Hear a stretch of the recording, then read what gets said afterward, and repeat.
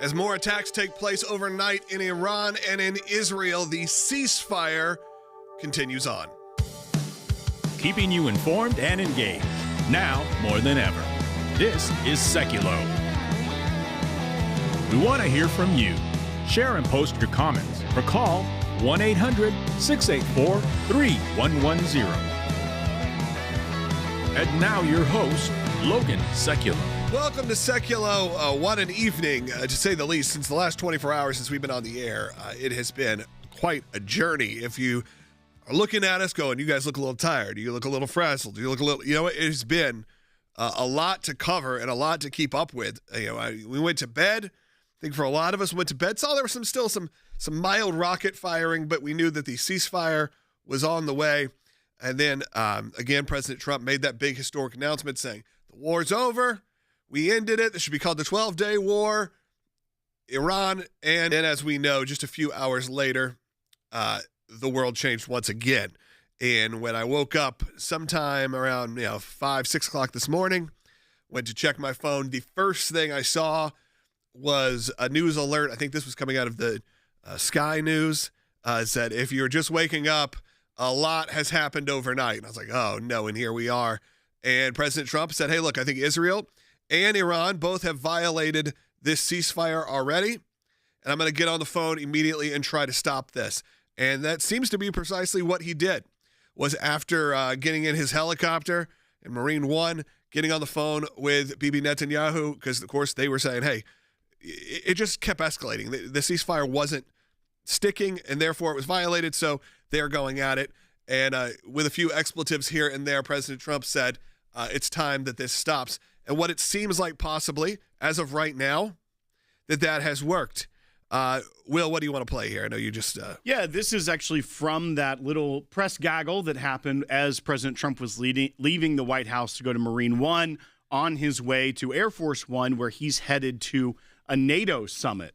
And this is where the press gotten up close to him, and we were able to stop him for a considerable amount of time. Minutes, yeah. But this is where a reporter asked if he believes that both sides violated the ceasefire. Let's roll bite 3. You urge both sides not to violate the ceasefire, but reports coming from the region suggest that the sides accuse each other for violating the ceasefire. So I think they both violated it. Yeah, I'm not sure they did it intentionally. They couldn't rein people back. I don't like the fact that Israel went out this morning at all, and I'm going to see if I can stop it. So as soon as I get away from you, I'm going to see if I can stop it, okay?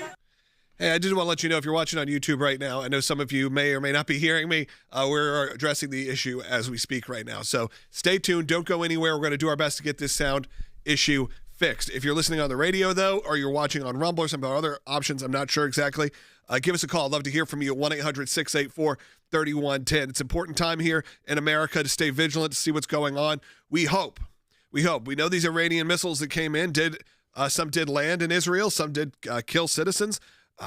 Again, Israel went to go make an attack. We also did not play a clip from President Trump where it was a bit more expletive centered. You may have seen it already, so we thought you probably have already seen this clip where he said, essentially they don't know what they're doing anymore. They've been fighting for so long that they don't know what they're doing.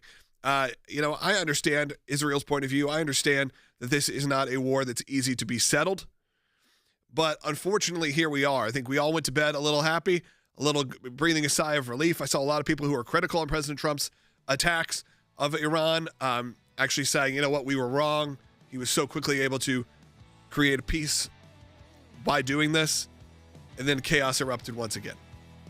Now, what we're hoping is that this ceasefire now sticks and that we can move forward. But we're going to keep that conversation going.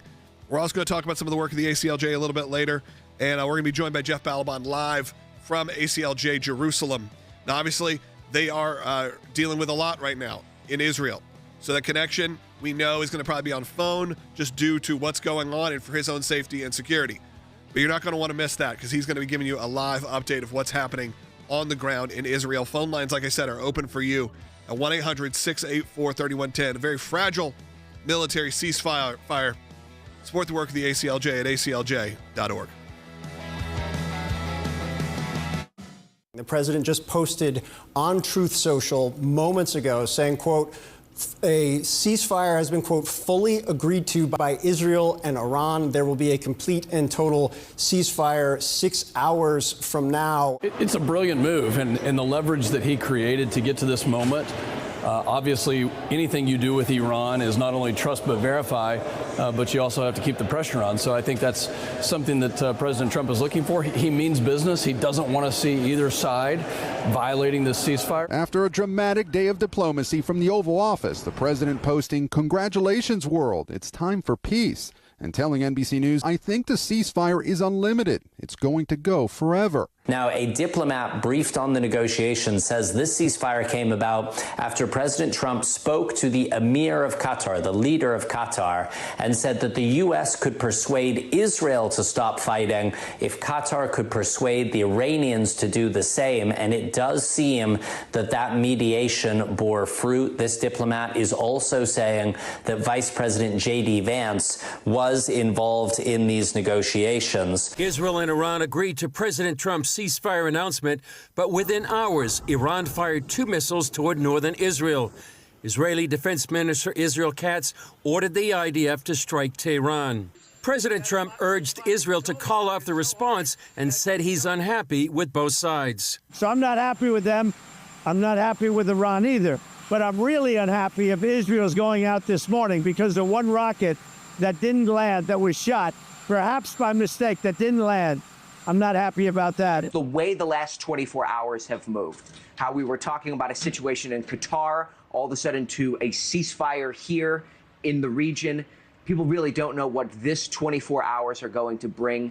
It's a very uncertain time on the ground here in the Middle East right now.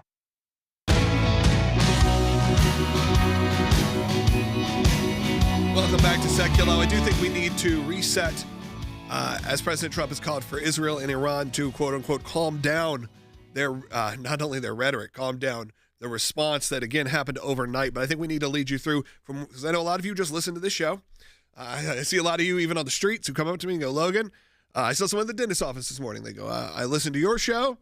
You give me what's needed. And then I go along with my day because I don't have the time or the energy to spend watching this 24/7. I know you're going to give me the latest updates from a legal point of view, from a constitutional point of view, and from a honest point of view, maybe most importantly. And look, we were up late last night. It was a chaotic 24 hours. So we went off the air yesterday before the ceasefire was announced, before President Trump had made that announcement. It was just seeming like a big moment where there was success.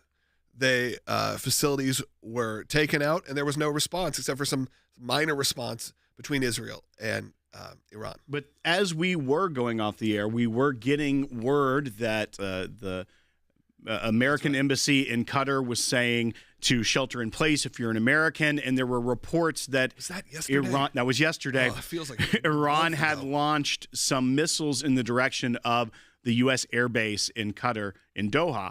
And what ended up happening after that was that I believe they said around 13 or 14 ballistic missiles were fired from Iran at the U.S. airbase. No one was injured. All of them were intercepted except for one that wasn't on target, and so they let it fly away, and it crashed somewhere without having any real issues or injuries. They said some minor damage from shrapnel and things after the interceptions to facilities, but nothing severe. So that happened. Iran did their response. We knew this was almost an orchestrated response. Then we found out Iran called ahead and said, guess what? Here's what we're doing. Iran felt like they needed to show a response to the United States, but didn't want to escalate, knowing how severe that could be for them. Then later in the afternoon, President Trump announced that there was a ceasefire agreed to. We now know that that was brokered between the United States and Qatar to bring the Israelis and Iranians to a point of a ceasefire.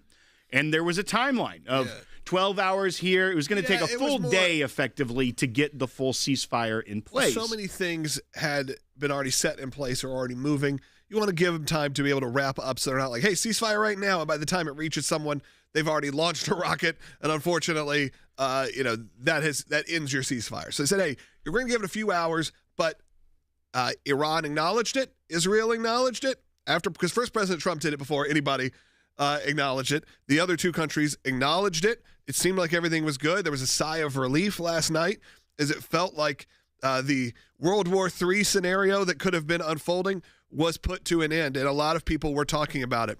Again, we go to sleep, and as we sleep, chaos breaks out. That's right. There was a lot more attacks from both sides, not a winding down kind of attack, but it seemed to escalate. Attacks. There some individuals in Israel were killed as it hit an apartment building, one of the Iranian missiles. Israel obviously struck back very hard against military sites in Iran. And as we woke up to the President of the United States, in one of the most raw moments I think we've ever seen from him, genuinely you could feel the frustration and the language that came out is not and the typical the disappointment on TV. You could tell by him, because I think he thought going to sleep it was probably going to be a very historic, we'd be writing about it in books. That's what they always say in the history books, because he said 12-day war, kind of started labeling it, saying, we were the great peace broker. Here's how it ended. And then, of course, has to wake up to the fact that neither side really stopped. And if anything, it was escalating to a even further point. Now, as the president is on Air Force One, headed to a NATO summit, I believe in Amsterdam, he was talking to reporters as it went. Leaving the White House, he said, I got to go handle this. And now we have this soundbite from Air Force One just a little bit prior to us going live today. Let's go ahead and roll bite 8. As it appears, he called the Israelis, and all reports are saying it was a pretty furious call with Bibi Netanyahu, that the bombings escalated instead of winding down. But here is how President Trump is categorizing this ceasefire now. Let's roll bite 8. Breaking news. Everything good. Israel, as you know, turned back. They didn't do that raid this morning, fortunately. That was a big thing. Appreciate it. They had a lot of planes going, and they were going to do something, and they didn't do it. We're happy about that. Very happy about that. So the ceasefire is very much in effect, and I think we're going to keep it there for a long time. Thinks we're going to keep it there for a long time. Of course, now if President Trump was able to use his negotiation skills and force, to be honest, to have Israel stop this, the question is, does it stop Iran, who, again, we know President Trump has had a historically very good relationship with Benjamin Netanyahu. So to have a frustrated phone call is not going to necessarily end in some diplomatic war that could come up. Now, that is not the same when you're dealing with a decimated Iran trying to fight back with an Ayatollah who is really the last man standing. And I think what we need to be clear about here is that what President Trump wanted to achieve was take out the nuclear sites and not get the U.S. involved in a much broader war or a regime change conflict, which he said in another bite, and we can play later, that he's not looking for regime change in Iran. The objectives of the Israelis are very different, because they can never have peace with the Iranian regime. The Iranian regime, they have a countdown clock, got taken out by Israel in the heart of Tehran, that was ticking down to when the Ayatollah said there would be no more Israel in 2040. So they are vehemently against each other, and a ceasefire is not going to be a peace deal. But I think what President Trump's objectives here are to stop the fighting as it is. If there is regime change, that would have to be from the Iranian people, not outside forces forcing that. According to our president, the Israelis know that they have Iran in a very interesting position. Their proxies are decimated. Hezbollah's leadership is dead. Hamas's leadership is dead. The Houthis have been sidelined to some degree because Iran is too busy focusing on their own military engagement instead of supplying the Houthis with the arms they need to continue attacking U.S. and Israeli interests. So they see an opportunity of Iran on the ropes. So now we do see conflicting policy between what President Trump wants and what the Israelis want. And just how that plays out is what we're going to have to keep an eye on. Probably President Trump is realizing that negotiating with these two parties, it's not always on the up and up. It doesn't always mean that you're getting what you think you're getting. Like you said, they have different motives. They have different end games So what does that look like on a worldwide stage? I want to hear from you at 1-800-684-3110. How do you feel waking up to this news? Do you think President Trump has made the right decision still? Some people are asking why we're not playing the infamous clip right now where President Trump used a significant profanity. Well, that is exactly the reason why. As you may not know, we are on terrestrial radio. So there's a lot of people who listen to this show via radio. We cannot play extreme profanity. And also, you've seen it. If you're asking about it, you've seen it. Go find it yourself.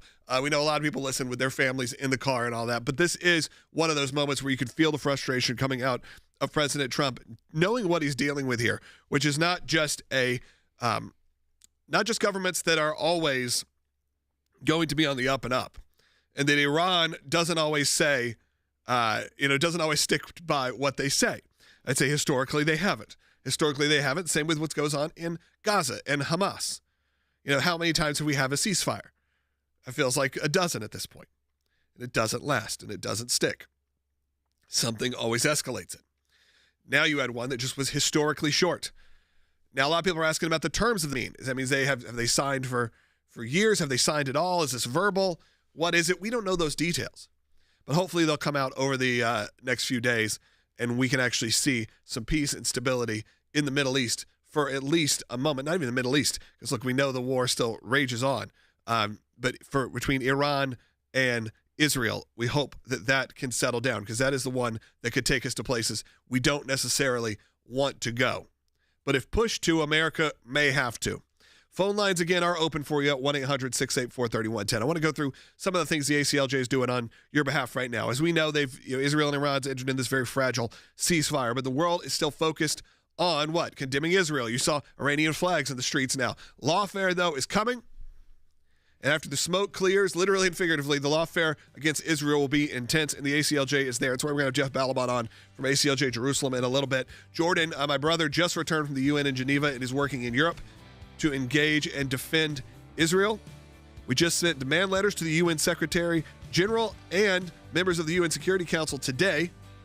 We're going to be delivering those letters to the UN Human Rights Council, and we're preparing our next round of legal filings for next week. That's all legal work that we're doing, plus all of the media work that we are doing nonstop. And if you're able to, I'm going to encourage you to become an ACLJ champion, recurring monthly donor. Do that today at aclj.org. Again, these were rough nights, late nights for us. If you hear our voices going, if we feel a little disheveled today, just trust us that we are on top of everything that's going on, and we want to make sure you stay informed.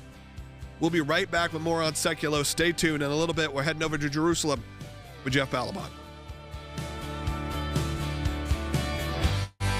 The Trump administration celebrating this morning after the Supreme Court moved a major hurdle out of its way, making it easier for them to send undocumented immigrants to so-called third countries. The case stems from an instance last month when immigration officials sent 8 people on a plane to South Sudan, though they were then diverted to Djibouti. A judge in Boston found that violated his court order, giving people a chance to argue that they could face torture if deported. The Supreme Court said its order will remain in place while the government appeals the Boston judge's ruling. DHS argued because the migrants' home countries won't take them back, the U.S. has the right to deport them to a third country. And the nation's highest court agreed, ruling against Judge Murphy, lifting his imposed limits on deportation. This is a significant win from the Trump administration, coming from the Supreme Court's conservative majority. This does now clear the way for the Trump administration to continue to deport undocumented migrants without additional due process to third countries, as a district court judge did require. I want to read to you the Department of Homeland Security saying in a statement, calling this a victory, saying fire up those deportation planes. This will allow the Trump administration to resume carrying out those expedited removals of dozens of undocumented immigrants to other countries that are not their own. The lawsuit at the center of this case was originally filed by immigrants who were either deported to a third country without due process or at risk of being removed. The Supreme Court was divided in its ruling 6-3, with all 3 liberal justices dissenting.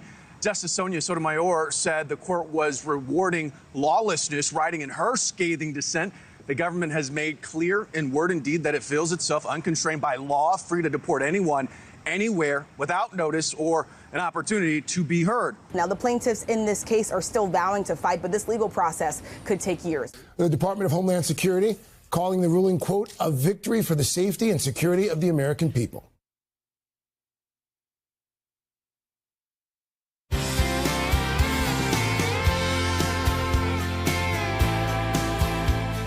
Welcome back to Sekulow. We are going to take your calls at 1-800-684-3110. And once again, if you're having any issues on YouTube or any of our streaming platforms, we apologize. We are working on getting that fixed. This is how you know this show is live. That we are always doing this show each and every day, Monday through Friday, from noon to 1 p.m. Sometimes there's technical issues, but it is what it is. We're not going to belabor that because I know a lot of you watch later on the podcast feed or you listen to a re-air on your local station.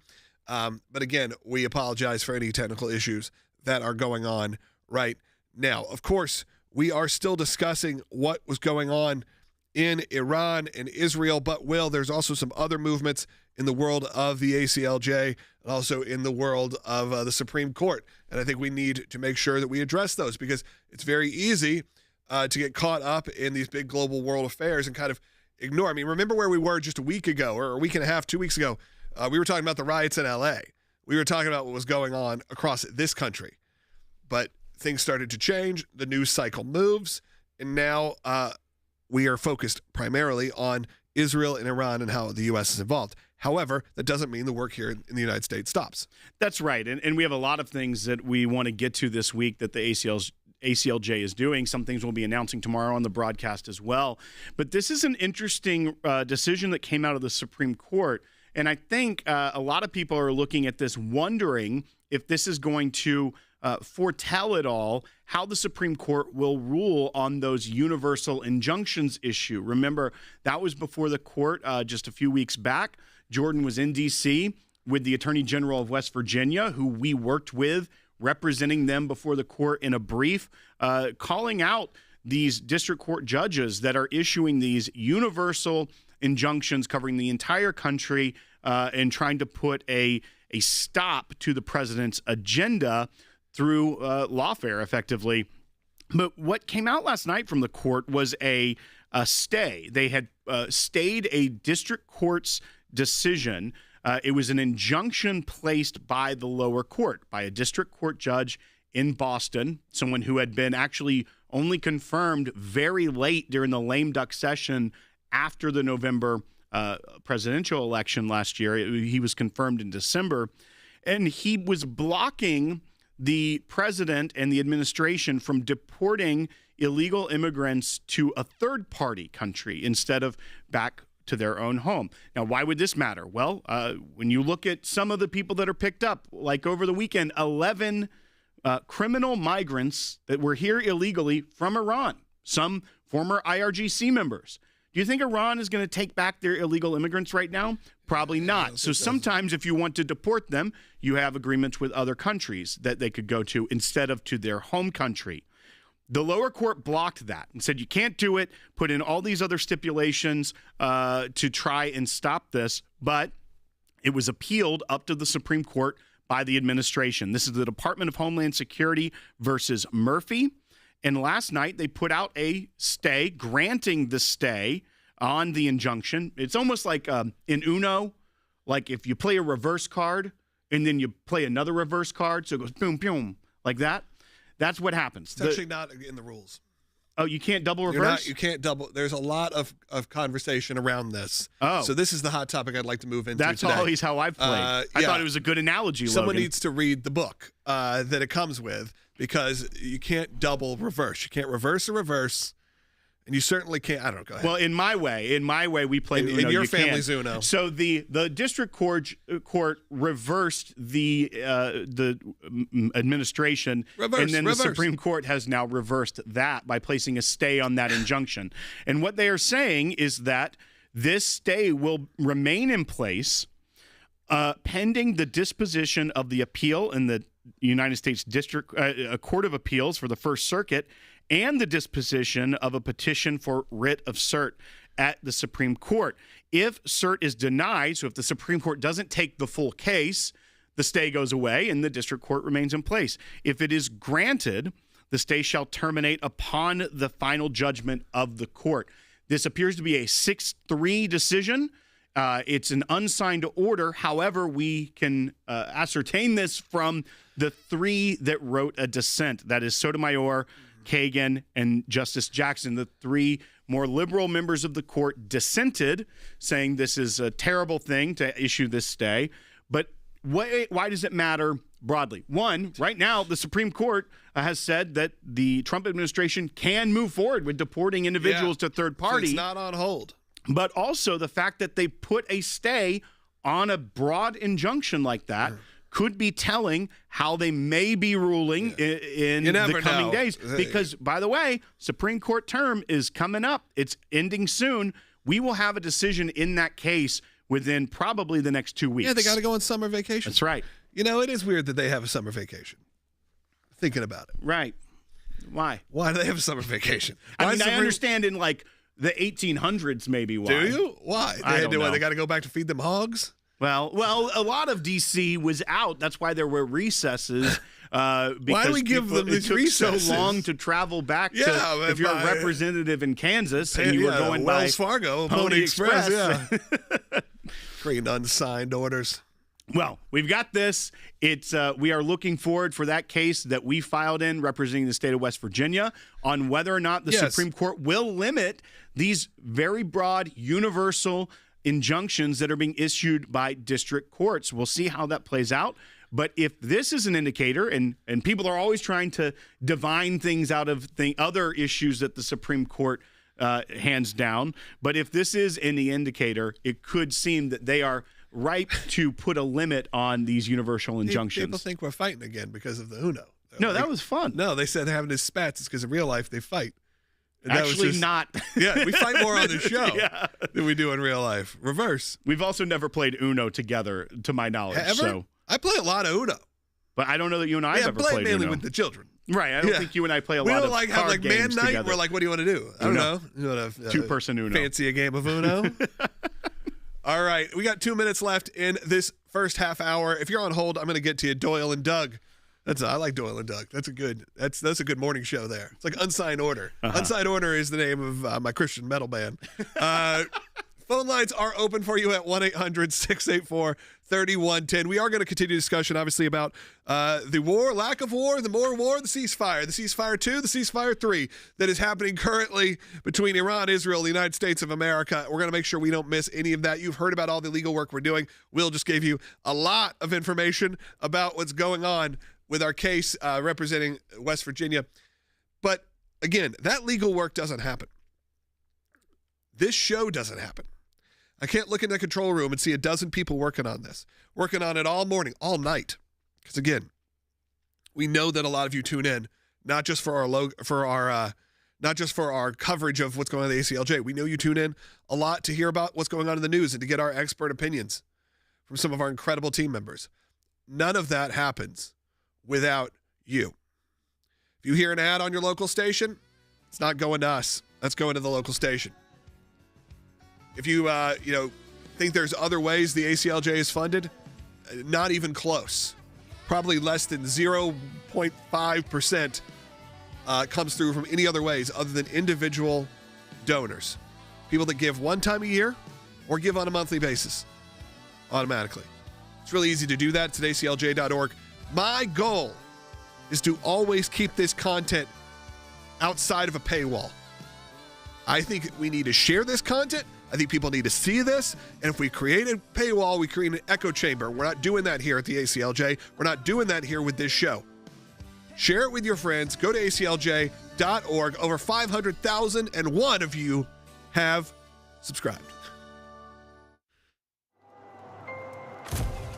Some people think champions are bored, that it's a title that requires something only a handful can ever possess. But being a champion only requires a decision. Choosing what is right even when the loudest voices in the room say it's wrong, or that it can't be done, and then following it through no matter the cost. It can be a difficult stand, but it's one any of us can make, including you. You can change things. You can make a difference. You can be a champion. We cannot do what we do without you. By becoming a monthly donor, you can become a champion of life. A champion of liberty. A champion of freedom. Please join us. Become an ACLJ champion today.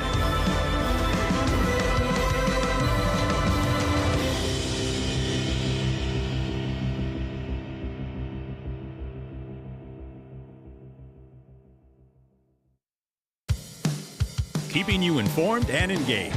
now more than ever. This is Sekulow. And now your host, Logan Sekulow. Welcome back to Sekulow. Will Haynes joining us in the next segment. Jeff Balaban will be joining us live from ACLJ Jerusalem. Again, that's probably going to be on the phone. We want to make sure we're protecting his safety and also getting a good connection right now, as you can imagine. Is easier said than done. So stay tuned for that, because he's going to give you an on-the-ground feel on what's happening in Israel, because overnight, the ceasefire was broken. Now, allegedly, the ceasefire is back. How long it lasts? President Trump thinks it's going to last for a long time, but of course, that's what he said last night as well, and it quickly devolved. I want to make sure that we are covering as much as we can and giving you all the latest updates. President Trump has just landed recently, I believe, at the NATO summit, or is about to be there. Probably couldn't happen at a more interesting time, as he's going to be meeting with top dignitaries from around the world, including even Zelensky and some of these others he's talked about meeting with. There's a lot of conflicts in the world right now. It's pretty easy to get distracted by one of them and forget that the others are still happening. And also there's a heat wave that has hit the East Coast and the South that has been extreme. So a lot of people are dealing with that. Power outages, air conditioning outages. So there's a lot going on in America as well. The attacks that happened on the streets in Colorado. You had the protests in L.A. It's a lot of, I think someone said, it's a lot of once-in-a-lifetime events that seem to all be crescendoing now to this moment. Now, what does that mean? We were all going to bed a little happy, a little bit breathing a sigh of relief. It seemed like President Trump had done one of the most unthinkable things, was just to go take out the nuke facilities and create a ceasefire, peace between Israel and Iran. Did not last very long. However, President Trump means business. Next morning, woke up, said, I'm going to go handle this. And as of right now, as we're doing this live, no guarantees if you're listening to this later on. But if you're listening to this between noon and 1 p.m. Eastern time, as of right now, there is some calm. And we have a couple minutes left in this segment before we're going to head over to Israel. And I want you to give us a call and get in line. Again, Doug and Doyle, I'll get to you, but I have a few more lines open, and I really would love to hear from you, your thoughts on all of this. If we've seen a stronger rhetoric coming from President Trump saying, kind of, I'm sick of both sides here. They need to figure this out. And we're not just going to take this as, yeah, sure, these ceasefires don't hold in the Middle East. But precisely that is what happens. How many times have we heard ceasefire in Gaza? How many times we've heard ceasefire in Israel? How many times have we heard it between Russia and Ukraine? It feels like those words are just thrown around these days. But it feels like the Trump administration is not just going to take this as temporary reprieve. That's right. And it seems that the president is very serious. It sounds like strong words with the Prime Minister of Israel, Bibi Netanyahu. And we are now seeing relative calm for now. I do think to some degree, the long-lasting ceasefires and long-lasting peace, I don't think we can call it peace, because there will never be peace between the Islamic Republic of Iran and Israel, because the doctrine of the Islamic Republic of Iran is to destroy Israel.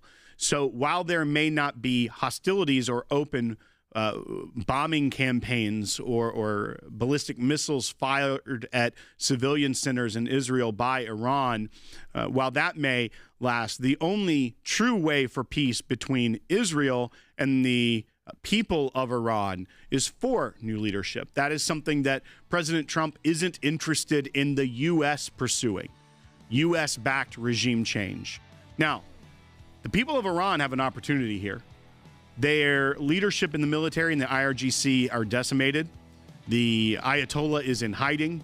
They have a real opportunity for real change in the country of Iran and bring back the pride of the region that the Persian people had displayed for so long.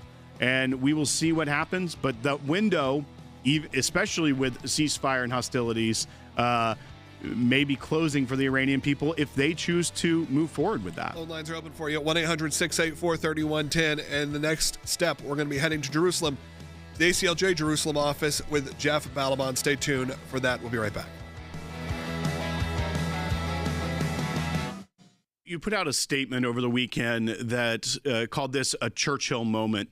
The decisiveness by the president and the obviously the outcome that can come from this. But one thing I think that makes this different and why it's easy for those that want to criticize the president have the luxury of doing so is that typically American foreign policy, when it's come to bad actors like this, have been reactionary, waiting until after they have done something like Pearl Harbor, or you think of even 9/11, where threats were known, but then we waited to confront the evil until they had carried out something that cost a heavy price on American lives. This is a threat that every president, regardless of power or party, have said cannot happen. And it is just now that a president decided to do something about it. It wasn't simply the president deciding to do something about it. This president said he will not allow in his watch a nuclear Iran, and they were very, very close. Even the International Atomic Energy Commissions, all of those organizations recognized that Iran was enriching uranium for weapon purposes. So that's number one. Number two, the president has been crystal clear on this. Yeah, I listened to some of the media on the left and said the president was deceptive. He was deceptive by saying within 2 weeks. He was deceptive by sending out the other B-2s towards Guam. Deceptive. That's called military tactics. That makes our men and women safer when you're executing a mission-critical event, which this was. But you know what? Here's the good news. Iran nuclear capacity has been, if not totally eliminated, so significantly crippled, it will not come back. No one's going to allow it to come back. And I think regime change, if it arises within the people of Iran, if it can arise there, you could see a real change for the betterment of the entire world.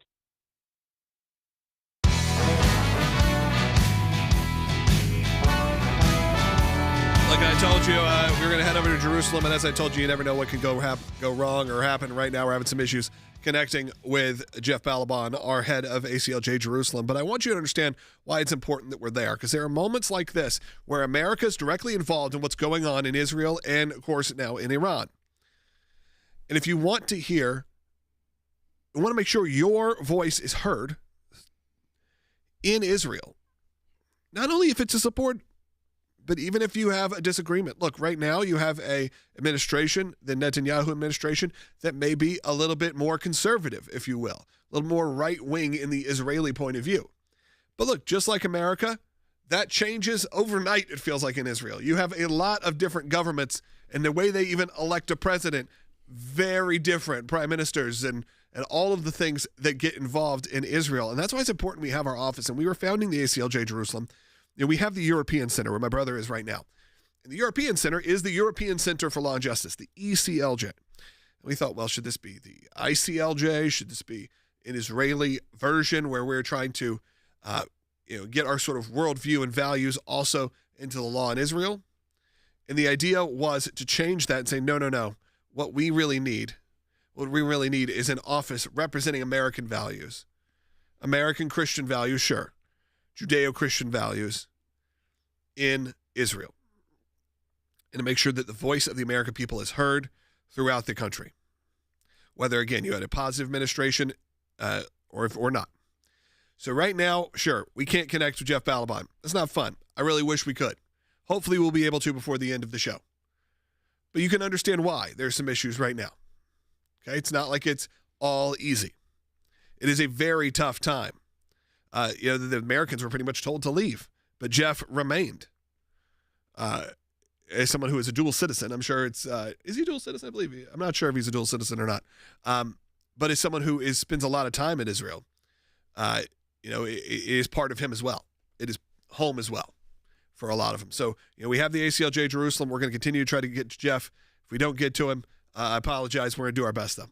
And another thing, when you talk about even the differences with an ICLJ, if it were the Israeli Center for Law and Justice, and the American Center for Law and Justice, is also because, even as you mentioned, not only is the political system there very different, but even the types of, when you consider what's more conservative and more liberal, very different, completely different. So being able to even navigate between what conservatives in Israel how they can talk with and understand conservatives in America. Things of that nature, which are important if you're wanting dialogue between allies of how can we talk so that we understand what each other's goals are and what the meaning there is. And we're also starting to see some very interesting things come out of the conservative right here in the United States. And I put conservative in quotes there, but definitely on the political right.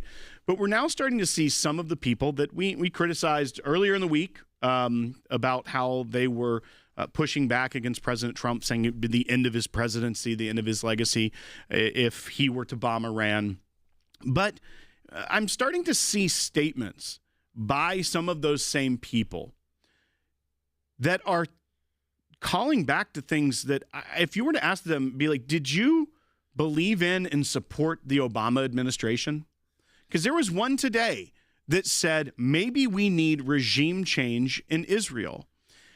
And that's exactly what the ACLJ uncovered that the Obama administration was doing, interfering in elections abroad.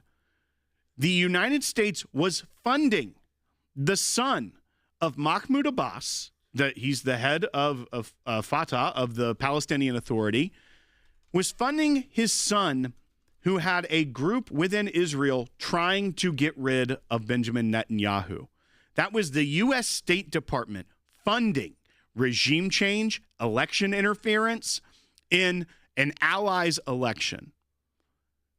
And yet the Democrats were the ones that cried, Russia, Russia, Russia. They're interfering our elections. This is horrible for democracy, when that is what the Obama administration was doing. And now we're seeing people on the political right in America calling for that same thing. Are they big fans of Barack Obama? Do they want another Barack Obama presidency? Because that's what we're now starting to see. And that is the sickness that anti-Semitism, anti-Israel policy has seeped in to the conservative right. And we have to speak out against that. That's not something I'm okay with. Let's go ahead and take some phone calls. Let's go to Doyle, who's calling on line 3. Doyle, you're on the air. Hello, young man. I agree with everything that Trump is doing.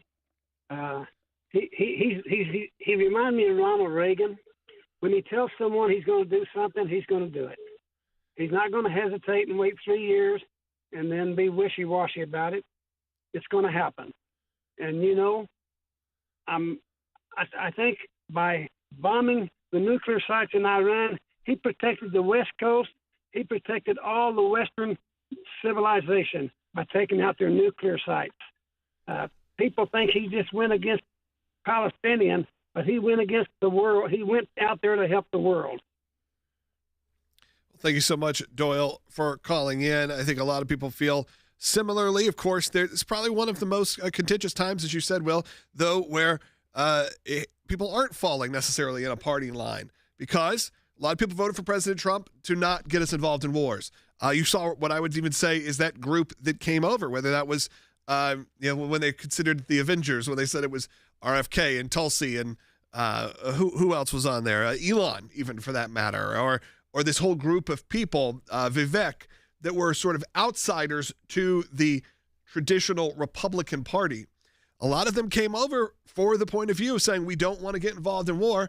Now, what we hoped last night was that, you can do strategic military action and then stay out of a global war. Last night, it was not feeling that way overnight, but hopefully it's settled down now. Now, a lot of you are asking a lot of the same questions. I'm going to encourage you right now, because there's thousands of you watching, to give me a call. We have 5 lines open right now. This is a great time to get your question answered, or if you have a statement you want to make. Maybe it's about the ACLJ, maybe about the ACLJ Jerusalem, maybe it is about the topic of the day, or maybe the Supreme Court ruling. Whatever it is, I'd love to hear from you right now. It's a great time to call in. We'll take as many calls as we can in the next segment at 1-800-684-3110. Maybe people are going to want to know maybe the guy who created Uno can call in. Maybe he's listening. Yeah, because we don't have the rule book on hand. No. But it would be nice to know, because I thought you could reverse. What do you guys think in the comments? Can you reverse a reverse on Uno? That's the top question of the day. Let's go ahead and take another call. and then give me a call at 1-800-684-3110. We're about to have 6 lines open. I need you to call in. Doug in Colorado, you're on the air. Hi, guys. Can you hear me? We've got Yes, we can hear you. Okay.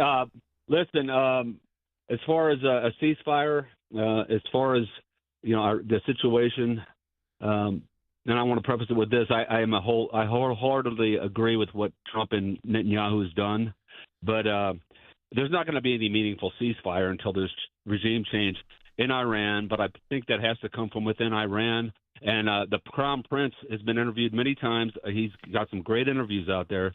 He's been in exile, of course, 40-plus years. He says he's willing to step in as the interim leader, and he's also willing to step in as a leader if the Iranian people want him to be. The Iranian people have to step up, and I'm wondering, someone like Maryam Rajavi, the resistance leader, or someone of this ilk, if it's possible that the Iranian people are willing to step up, because he thinks they are. Look, I think the Iranian people have tried. And I think we got to remember a lot of what's happened over the last 20 years or so, even 10 years. This isn't the first time where Iran has had the opportunity to rise up. But unfortunately, it seems like it gets pushed back. What I feel like is a little different this time, if the opportunity is there, is that those previous times, the IRGC and the Iranian military and the Ayatollahs were at their strongest almost when these movement started to happen. It was after major crackdowns when they were even just when they were arresting people, executing them for not wearing their hijab correctly.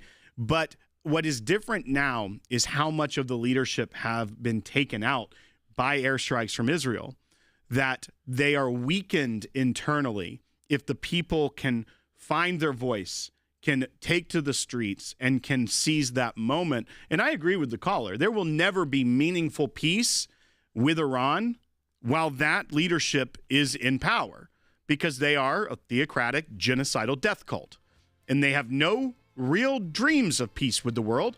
They have dreams of controlling the world by ushering in the 12th Imam, which is a core tenet of their version of Shia Islam. So they don't want peace. They want world domination, and they think destroying Israel is their way to get there. So ceasefire may be more peaceful, but it is not peace until that regime is gone. And that's what, hopefully, the Iranian people can bring about. All right, phone lines are filling up right now. You answered the call, 1-800-684-3110, but some of these won't make it up, so keep calling. Again, support the work of the ACLJ, but in the next segment, my goal is to take as many calls as I can, because I love hearing from you to wrap up this show. We do have one line open still, 1-800-684-3110. And while you wait, go over to aclj.org, see the incredible content that's there, be a part of the team right now.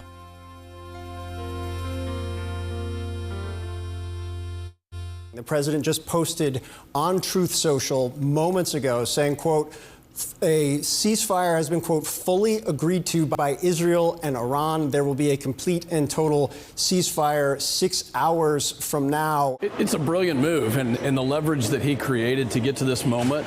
Obviously, anything you do with Iran is not only trust but verify, but you also have to keep the pressure on. So I think that's something that President Trump is looking for. He means business. He doesn't want to see either side violating this ceasefire. After a dramatic day of diplomacy from the Oval Office, the president posting, "Congratulations, world. It's time for peace." And telling NBC News, "I think the ceasefire is unlimited. It's going to go forever." Now, a diplomat briefed on the negotiations says this ceasefire came about after President Trump spoke to the Emir of Qatar, the leader of Qatar, and said that the U.S. could persuade Israel to stop fighting if Qatar could persuade the Iranians to do the same. And it does seem that that mediation bore fruit. This diplomat is also saying that Vice President J.D. Vance was involved in these negotiations. Israel and Iran agreed to President Trump's ceasefire announcement, but within hours, Iran fired 2 missiles toward northern Israel. Israeli Defense Minister Israel Katz ordered the IDF to strike Tehran. President Trump urged Israel to call off the response and said he's unhappy with both sides. So I'm not happy with them. I'm not happy with Iran either. But I'm really unhappy if Israel's going out this morning because the one rocket that didn't land, that was shot, perhaps by mistake, that didn't land. I'm not happy about that. The way the last 24 hours have moved, how we were talking about a situation in Qatar, all of a sudden to a ceasefire here in the region. People really don't know what this 24 hours are going to bring. It's a very uncertain time on the ground here in the Middle East right now.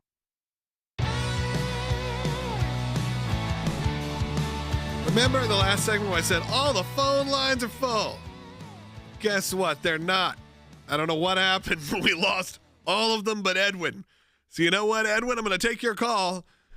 Feel free to be long-winded. And 1-800-684-3110. Last chance to get on the air. I'd love to hear from you. If you tried to call and it didn't work, call back. 1-800-684-3110.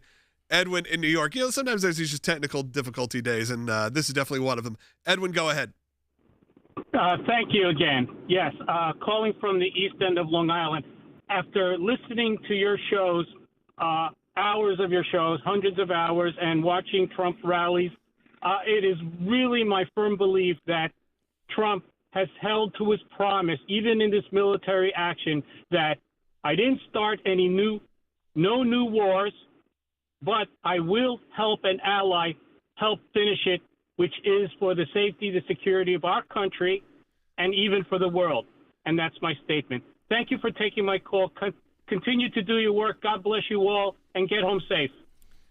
Edwin, thank you so much. We appreciate it. I really do appreciate you giving us a call. And look, I think we need to always show, too, that they're supporters of what you do and your beliefs all over the country. So, Edwin's calling from Long Island. You may think this is an area that you're not sure how they feel politically, but Edwin is representing a ton of people in all of these states who really do believe that. And I think you're right that this is not the start of a new war. This is certainly not a new war. This is a war that's been going on for millennia. However, maybe new engagement. Now, look, I think you have to start kind of looking at what the difference is between those military engagements and a war, but a little bit different. Sure, we helped out an ally, but we also helped out an ally by sending our boys, as Pete Hegseth said, our men and women in military to fly over with those B-2 bombers and take care of it. It wasn't just like we've done in Ukraine. It wasn't supplying weapons. It was actually supplying, we'll say boots in the air. Boots in the air. I like that term. But also to Edwin's point, yes, I think you're exactly right. I think President Trump is holding true to that promise. And it is ironic at best that so many on the left are now calling for impeachment of President Trump over limited military engagement when everyone has seen the lists now of how many different countries Joe Biden bombed without getting congressional approval, how many different countries Barack Obama bombed without getting congressional approval, including Libya and Syria and all these places. And those weren't considered us getting into a new war by the left. But now they're saying President Trump is dragging us into a new war with Iran, and therefore he must be impeached because he didn't seek congressional approval first. Unfortunately for them, they can't have it both ways in what we're seeing here. But I also think that is a little bit of the difficulty for those of us that have been studying Iran for a long time, know their ideology, know the conflict between Israel and Iran. They aren't a rational nation. It's not rational leadership. They have a goal of death to America and death to Israel. So, yes, great, decimating their nuclear program and ensuring that they never rebuild that keeps them in check. And I think that is President Trump's goal. Israel has a different goal with Iran. They want the Ayatollah gone. They want the Islamic Republic of Iran to be gone. They want the Iranian people to be the Republic of Iran or whatever follows from that, where it is no longer a theocratic dictatorship that calls for the destruction of Israel. And we pray that that happens one way or the other. All right, let's go to Candy in Georgia. Candy, you are on the air. Hello. Okay, two things. Well, first thing, President Trump, being a new believer, doesn't understand. He, as best as he's trying, he can't make peace in the world. Only Jesus can do that. But I think he should allow Israel to finish the job that they started because they're in danger if they don't get rid of the Ayatollah and stuff. Even though I want to see people saved, there are times when people get so hardened in heart, they won't get saved. Yeah, Candy, I appreciate your comments. I think some people feel that way, that Israel should be able to go in and do what they need to do to end this regime. However, that hasn't been necessarily the policy of the United States of America. It has been the wants of a lot of people in America. They don't want to see us getting involved in such an extreme conflict because that will up the ante. Iran's got a lot of big friends, and their big friends are ones you don't necessarily want to get into a global conflict with. We're talking about China. We're talking about potentially Russia. You're talking about some major superpowers who do have military, who can take real action. So, Candy, while I understand your point of view, I don't necessarily, I totally disagree with it. There is strategy involved, and we got to make sure that we cover that. I also, and I appreciate your call, and thank you for calling from Georgia. There are a couple lines open, 1-800-684-3110. We're going to get to some more. Will, there was a YouTube comment from Sherry. That's right. Sherry said, I'm 65, which I think that was helpful because, you know what, I give her a little bit more credit. She's been playing this game for a while. Yeah, she knows. She said she has 4 copies of the Uno rules, which I feel like a little excessive. That is like, you know, what are you doing with these? Right. Are we hiding like the Constitution? I lose copies of rules immediately opening the package of a game. She has 4. They're probably laminated. Maybe they're on her wall, like a prayer. You put up, prayer of Jabez. She has the rules of Uno. No? I don't think so. She said the reverse can be played on the reverse. It's even in the example of play. The only exception of sorts is in a 2-player game where the play of a reverse acts only as a skip because you can't go the other way. So you know what?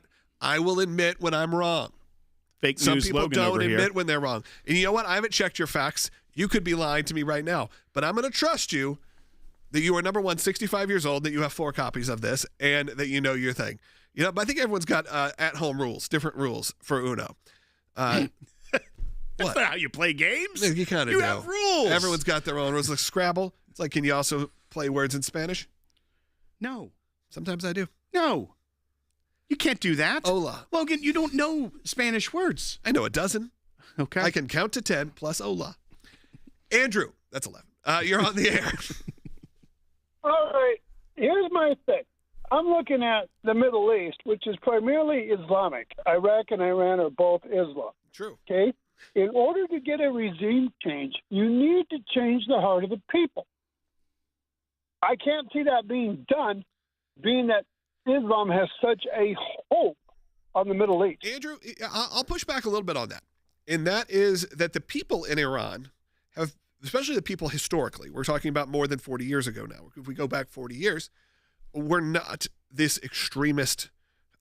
Yes, they were Muslims, they were Islamic, but they weren't Islamists in this sense. They weren't necessarily this sort of global terror version of, distorted version of the religion. Well, and Iran itself had a multicultural society. Thriving Jewish community, thriving Baha'i Christian community. Baha'is. There's a large immigrant community of Iranian Persian Baha'i that live in the Nashville area because they fled the persecution, exile. And when the great Persian Empire was known for its multiculturalism and not being a theocratic state, and that is what the Islamic Revolution tore down in many ways. And so we've seen the repercussions of that when, to your point, Andrew, the theocrats that are genocidal and want to destroy Israel took power, and that has been their goal since 1979. Yeah. And they are continuing to this day.